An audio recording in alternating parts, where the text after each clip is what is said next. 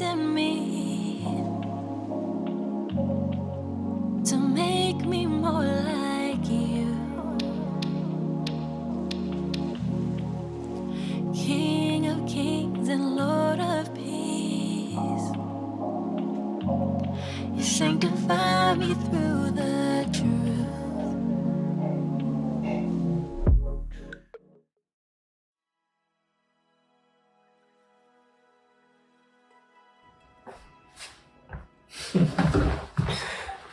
I know.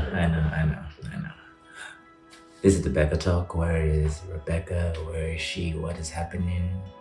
Sadly, today you're going to have to deal with Emmanuel. I know it's hard, but that's life, you know? It's life. Anyways, me and my wife discussed what we're going to talk about. We're trying to figure out what is it that we really want to talk about. And we figured out, last week, my wife was basically describing her story based on her view, what she was going through. So we thought, okay, what about we also talk about what it is that I, as the husband, was going through? Because we usually when we're listening to the labor period, we listen based on the viewpoint of the woman. So we figured, why don't we also try to talk about the viewpoint on the man, which is me in this aspect. So yeah, my wife probably described everything that she went through, the pains, the excruciating pains, and what she was basically feeling at the moment. So I'm not going to take long, but I'm going to talk about what it is I myself went through during that period of time. Because while my wife was going through all the pains, I mean, she told you about when she was pushing. She told you about the time when she was going through the C-section and the pressure that she was feeling. I'm sure about that. And she also told you about when they were putting the, what's it called? I'm not going to lie, I have forgotten the name of that medicine that was apparently supposed to reduce the pain. Yeah, she told you about all of those experiences, but she never really saw what was taking place. She was feeling it, but she was not seeing what was taking place. Now I'm going to tell you about what I experienced as the man. Because while my wife was feeling everything, I was seeing everything. Literally seeing everything. It's a lot to go through. I mean, and like she said, I was actually thinking, how is it possible for a woman, a single mother, to go through all of this by herself? Because this is not something that you want to go through by yourself. So, ladies, I do encourage you, if you want to give birth, if you really want a child, I really do encourage, find a partner, but one in the Lord. In my opinion, find a partner in the Lord that will in fact marry you, because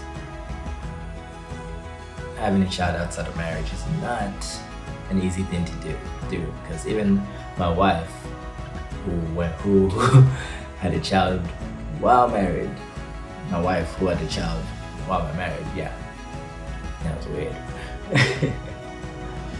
She still went through a lot, and she needed a lot of support.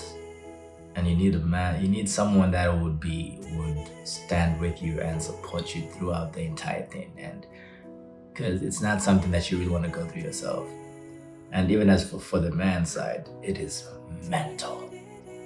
I'm not going to lie, it is mentally exhausting. While my wife was physically exhausted, I on the other side was going through the mental aspect, the mental exhaustion, and it was tough.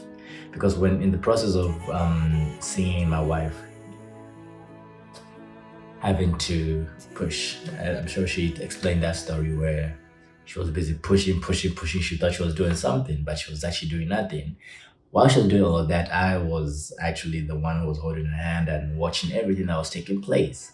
And she doesn't know the fact that while she was pushing and the baby was not moving, even though that was happening, she was actually releasing blood like crazy. And I had to put up a straight face and be like, it's okay. Everything is fine. Just keep pushing. It's all good. But in my mind, I'm thinking, Lord, have mercy. Lord, save me. God, save me. Wait, not me. Save my child, because this is not, and my wife. Yay. I'm going to get in trouble for that. But I had to be the one to stand and watch all of this. And I had to keep encouraging her while she was bleeding profusely, like a lot of blood was just pouring out. Excuse me.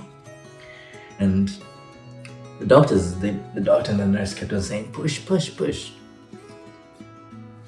And they're telling her, you're doing a good job, doing a good job. But I'm saying, I'm just looking at all the blood that's pouring out and I'm thinking, this is a good job. If this is a good job, what does a bad job look like? Because the blood was pouring out, and I'm looking at my wife, she's there, excuse me, and she's pushing and she's trying her best. She's still in a weakened state. At that point, I'm just, while I'm telling her push, push, push, I'm just there praying. In my heart, I'm praying. God, give us strength.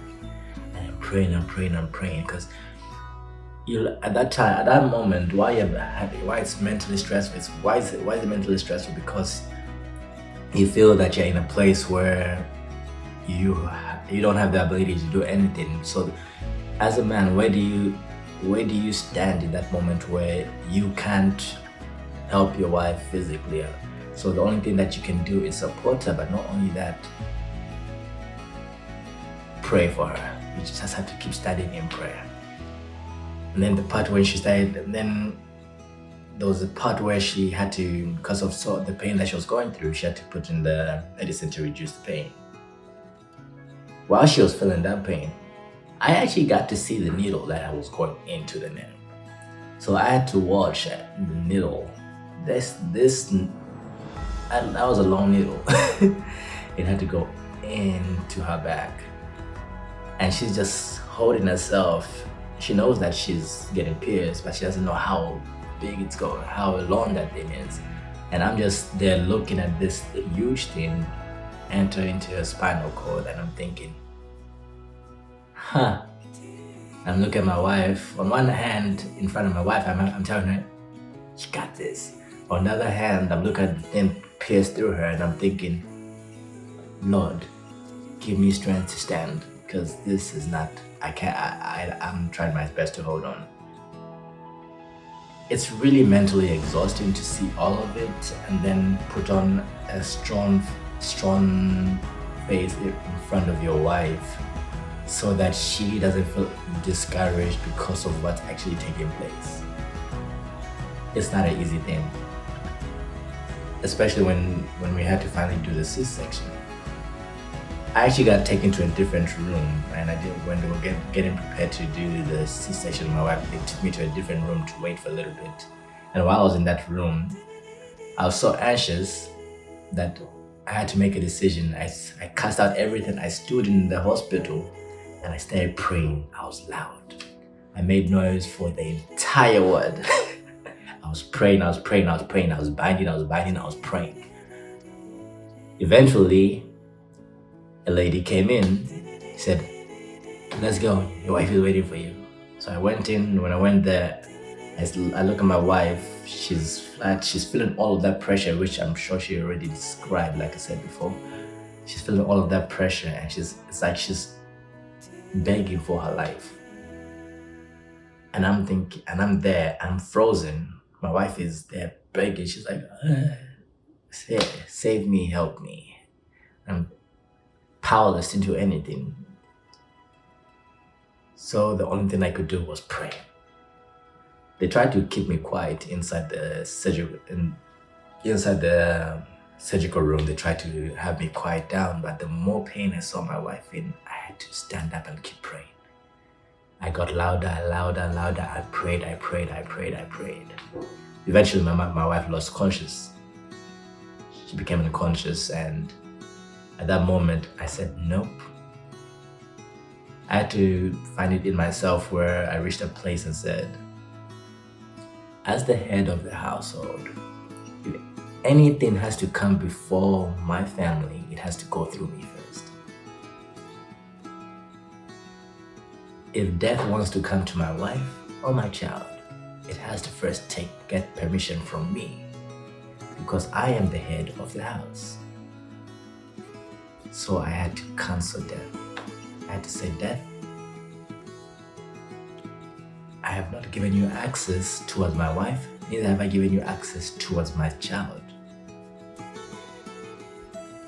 So, back off. That's the best way I could say it, back off. I prayed like a madman in the hospital. It reached a point where the doctors even got tired of telling me to be quiet. I prayed and I prayed. Eventually, while my wife lost consciousness, there was a point where the cloth that was blocking her flipped, and I got to see everything that was happening. I got to see the doctor's hand inside my wife. I got to see them trying to pull out my child. Now, seeing all of that and still keeping yourself awake without passing out is breathtakingly hard. So I stood up in prayer, and I prayed and I prayed and I prayed. I didn't stop. At the end of the day, I realized that my role as a husband is to be a guardian, to stand as the guardian for my family, whether it is physically and spiritually. I have to be the priest to stand at the forefront and stand as a guardian. I prayed and I prayed and I prayed, and I was not stopping until my wife woke up. Even when my child came and they put my child on my arms, I held my child, but I still kept on holding my arms, my wife's hand. On one hand, I was holding my child who just got removed, and on one other hand, I'm holding my wife's hand, and I'm praying, and I'm praying, and I'm praying, and I'm praying, and I'm praying, and I'm praying, and I'm praying until she opened her eyes. She eventually opened her eyes, and everything was alright after that. We thank God for everything. I thank God for my wife. I thank God for my child. Honestly, it is mentally exhausting. Seeing all of that and feeling powerless, but then you have to reach a point, even as a man, where you have to say, my strength comes from the Lord, and without Him,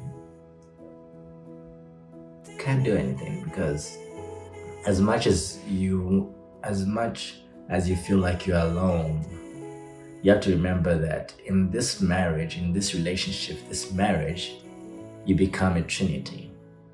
It is you, the husband, you, the wife, and the centerpiece, which is Christ. All of that makes a triangle. So when you feel like you're alone, it's not really that aspect. There's always that other person in that marriage. There's always that other person in that trinity, and that is Christ. And I have to remember that, no, I'm not alone in this situation. I still have Christ. My wife is not alone in her situation, what she's feeling. The physical, no, she's not alone. Christ is with her. I'm not alone in this mental situation. Christ is with me. That means I have to stand my ground and pray. So for those who plan on having children in the future, please do that in marriage, and do marry in the Lord. I pray. Anyways, have a great day. Hope you enjoyed the show, and please do subscribe and follow and like and share. Yeah, share. I think that's the other one. Like, follow, share, subscribing is follow. Have a great day.